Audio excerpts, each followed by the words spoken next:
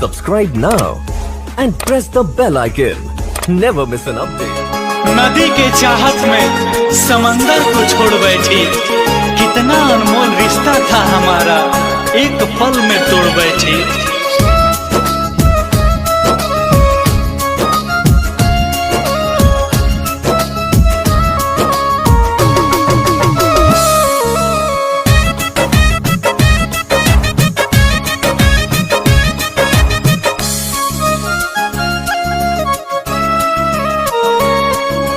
पहिले हंसा के रोइलू हो, आपन कही के भुलैलू हो।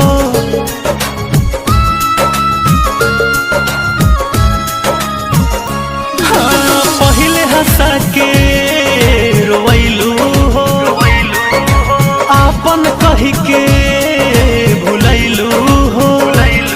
जब दिल से गईनी हार हो, ठुकरैलू हमर प्यार हो, दूर देलू नाता अरमान। काहे याद आवे दोसर के लेलू अपन मान, तो याद आवेलू जान।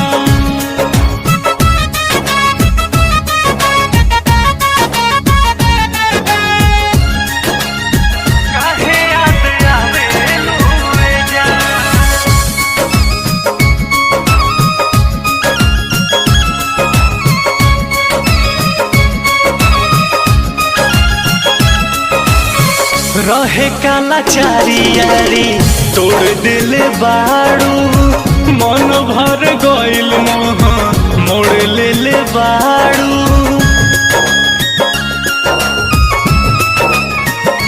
हाँ, रहे काला चारी यारी तोड़ दिले बाड़ू, मन भर गइल मोह मोड़ ले बाड़ू। बाबू रामोर हाल हो, रहबू ना खुशहाल हो, साचो बाड़ू पत्थर इंसान। काहे याद आवेलू दोसर के लेलू अपन मान, तो याद आवेलू जान।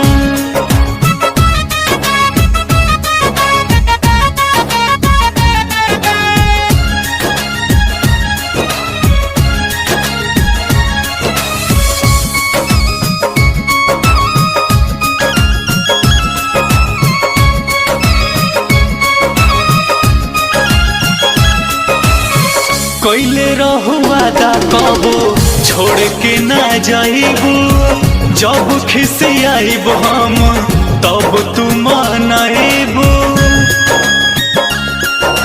हाँ, कैले रहू वादा कबो छोड़ के ना जाइबू, जब खिसियाई है रंजित तब तू मनाइबू। देखा दिलू औकात हो, बुझलू ना जज्बात हो,